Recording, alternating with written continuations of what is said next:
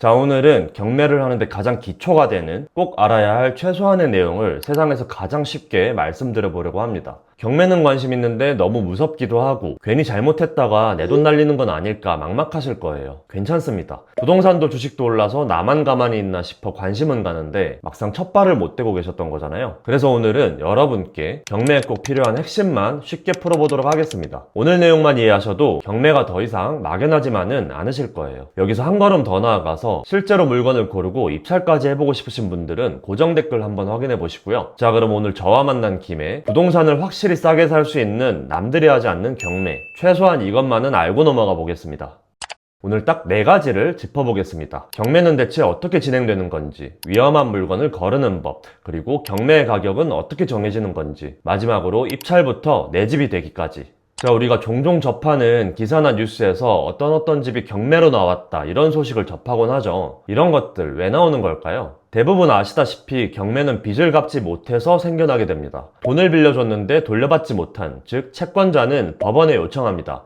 제가 이 집을 담보로 돈을 빌려줬는데 이 사람이 돈을 안 갚습니다. 이 집 팔아서 돈 돌려받아야겠습니다. 그러면 법원이 오케이, 네, 한번 검토해 보겠습니다 하면서 경매를 진행하기 위한 절차를 시작합니다. 이 절차는 실제로 이 집에 얽힌 채권 관계가 어떻게 되는지, 돈을 돌려받아야 할 사람은 누가 있는지, 그럼 이 집은 얼마 정도 하는 집인 건지, 이런 여러 가지 과정들이 있습니다. 그렇게 경매를 진행하기 위한 절차가 끝나게 되면 법원에서 마침내 딱 공고를 내리게 됩니다. 땡땡 부동산에 대해서 몇 월 며칠 얼마부터 시작해서 모든 사람이 참여할 수 있는 경매를 진행하도록 하겠습니다. 이렇게 대한민국 법원에서 공고를 내리게 되면 기사나 소식을 통해서 우리가 접할 수 있는 경매 물건이 되는 거고요. 이렇게 나온 물건이 우리가 법원 사이트나 경매정보지 사이트를 통해서 찾을 수 있는 그런 경매 물건들입니다. 여기서 우리는 제3자잖아요. 이 경매 사건에서 누군가한테 돈을 받아야 된다거나 돈을 줘야 할 의무가 없는 사람들입니다. 근데 만약에 내가 내 집을 마련하려고 한다, 또는 이 집을 통해서 투자를 하고 싶다 라고 한다면 제가 얼마에 그 부동산을 사고 싶습니다 라고 신고를 하게 됩니다. 이 과정이 바로 입찰인 거고요. 법원은 이렇게 신고를 한 사람이 여러 명이 있을 경우 그 신고한 사람 중에서 가장 높은 가격으로 사겠다고 하는 사람한테 이 부동산의 소유권을 넘겨주게 됩니다. 이 가장 높은 가격으로 사겠다고 말한 사람, 즉 최고가 매수인은 바로 낙찰자가 되는 거고요. 이때 법원은 이 낙찰자로부터 받은 돈을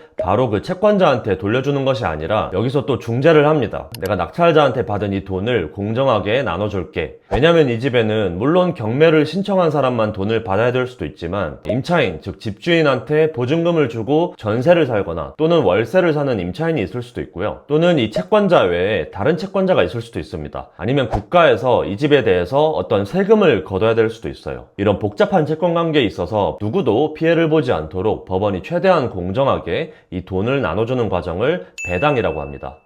자, 여기까지가 경매가 진행되는 큰 그림이고요. 그럼 이 영상을 보시는 분들 대부분은 아마 내 집 마련이나 투자 등의 각자의 목적이 있어서 경매 입찰을 하려고 하시는 분들일 겁니다. 그럼 이제 우리가 다시 입찰자의 입장으로 돌아와서 수많은 경매 물건 중에 어떤 게 나한테 좋은 물건인지를 찾아야겠죠. 좋은 물건을 고른다는 거는 결국 딱 2가지를 보는 것인데요. 첫 번째는 낙찰받아도 안전한가, 두 번째는 이 부동산이 경매로 받으면 돈이 되는가입니다. 자, 오늘 영상에서 제일 중요한 부분은 바로 첫 번째, 위험한 물건을 걸러내는 것입니다. 저는 항상 안전한지부터 먼저 봐요. 만약에 시세 2억 원인 집을 경매로 1억에 받았는데 세입자 보증금 1억 5천만 원을 떠안게 되면 결국 이 집을 2억 5천만 원에 사게 되는 것이잖아요. 우리가 아무리 몰라도 이런 최악의 경우만큼은 피해야겠죠. 사실 초보자분들이 경매를 가장 무서워하는 이유도 여기에 있습니다. 권리 분석이 어쩌고 보증금을 인수한다 그러고 뭐 그런 얘기들 들어보셨죠.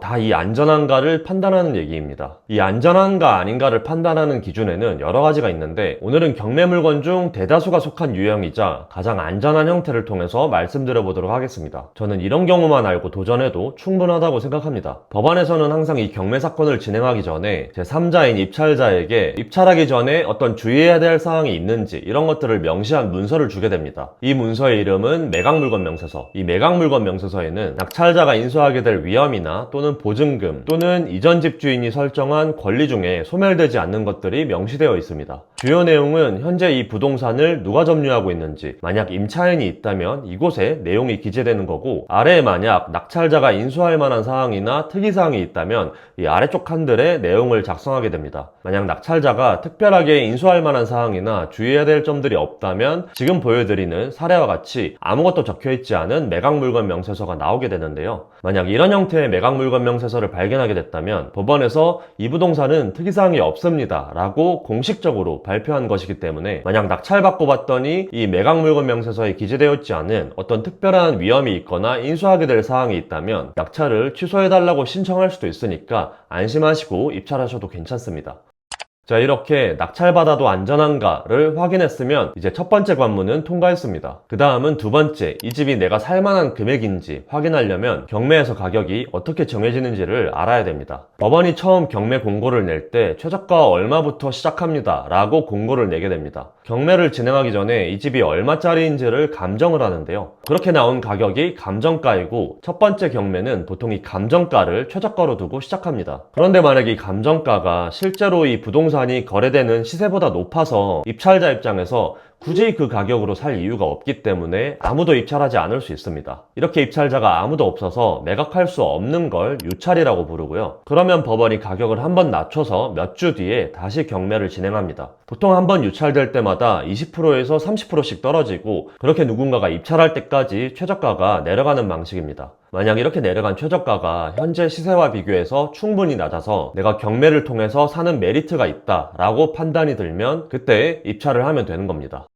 그럼 이제 실제로 입찰은 어떻게 하는지를 말씀드리겠습니다. 법원에서 경매 공고를 낼 때 몇 월 며칠에 입찰을 진행하겠습니다 라고 명시를 합니다. 그러면 그날 해당 법원에서 현장에서 입찰을 하게 되는 것이고요. 당일 법정에서는 입찰자가 입찰에 참여할 수 있게 입찰표를 비치해 둡니다. 그러면 입찰하고 싶은 입찰자는 입찰표에 내가 사고 싶은 가격을 적어내면 공식적으로 입찰에 참여하게 되는 것이고요. 이때 입찰가는 법원에서 그날 입찰에 참여하기 위해 명시한 최저가 이상으로 써야 됩니다. 이때 보증금을 같이 내야 되는데, 입찰에 참여하기 위한 일종의 계약금입니다. 보증금은 보통 최저가의 10%이고 입찰하기 전에 미리 은행에서 수표로 발급받아서 제출합니다. 그렇게 그날 입찰한 사람들 중에서 가장 높은 금액으로 적어낸 사람이 최고가 매수인, 즉 낙찰자가 되는 거고요. 만약 나보다 높게 쓴 사람이 있다? 그럼 보증금은 그 자리에서 돌려받게 됩니다. 낙찰을 받게 되면 법원에서는 이 경매 절차에 문제가 없는지, 또는 이 과정에 대해서 이의 신청을 제기하는 기간을 한 일주일 정도 둡니다. 이 일주일이 지나면 매각 허가 결정이라는 게 내려지게 되고요. 그럼 이제 낙찰자에게 입찰할 때 썼던 금액에서 대금을 납부하라는 대금 납부 통지서를 발송하게 됩니다. 일반적으로 이 대금 납부 기한은 낙찰일로부터 보통 한 달 뒤 정도로 잡히고요. 그동안 낙찰자는 대출을 신청하고 잔금을 준비해서 법원에 잔금을 납부하게 되면서 소유권을 이전받게 됩니다.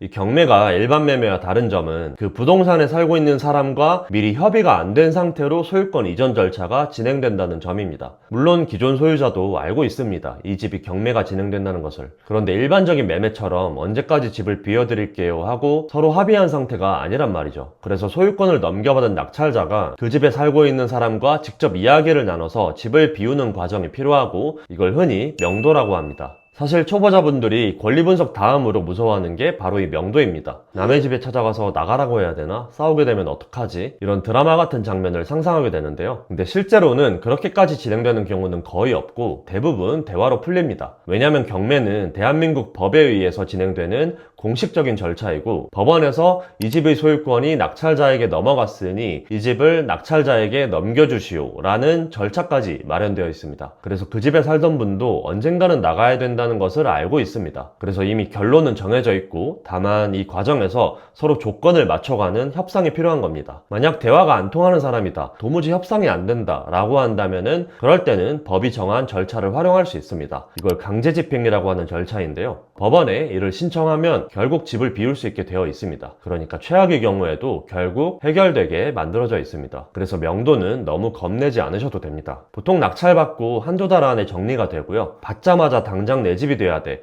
이런 조급한 마음만 조금 가라앉히시면 차근차근 다 해결할 수 있습니다.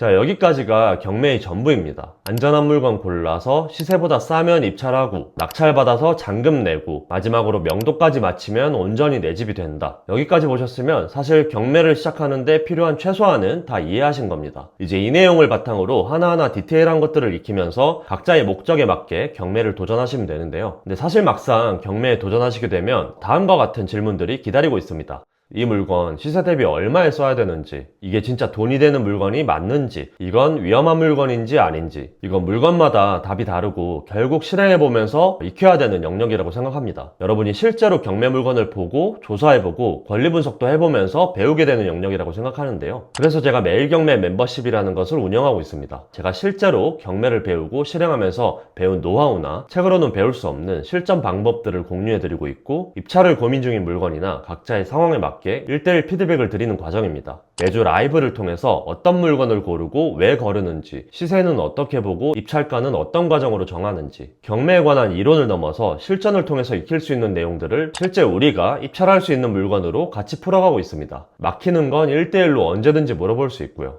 경매에서 가장 중요한 건 더 많이 공부하는 게 아니라 일단 시작을 해보는 거라고 생각합니다. 그런데 혼자 도전하기 아직 두렵다, 구체적인 기준과 방법을 알고 싶으신 분이라면 고정 댓글에 있는 링크에서 자세한 내용 한번 확인해 보시기 바랍니다. 자, 오늘 내용은 여기까지입니다. 저는 다음 영상에서 또 뵙겠습니다.